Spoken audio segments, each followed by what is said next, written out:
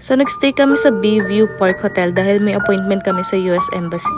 Habang nagpa-practice kami para sa immigration interview, ginamit namin si ChatGPT Voice Assistant.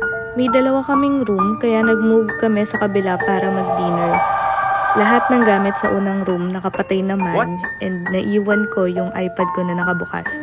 Pagbalik namin sa unang room, yung iPad na iniwan ko naka-on kay ChatGPT, may na-capture na random Russian phrase. Ang sabi, mag-grenade sa 100. Parang, ano daw? Siyempre parang kami, okay, weird, wala yan until nag-research kami tungkol sa hotel. It's been around since 1920s, pero eto pa. Habang nagre-ready ako para maligo, sinama ko si ChatGPT. Tapos bigla-bigla na lang akong tinawag na Sanford Vaughan. Like, sino si Sanford Vaughan? By this point, sobrang weird at medyo nakakatakot na yung feeling na hindi maipaliwanag. Wala akong reklamo sa Bayview Park Hotel ha. Sobrang okay ng service na lahat ng linis. Nagkataon lang na may weird experiences kami dito. Thanks for watching. Bye-bye!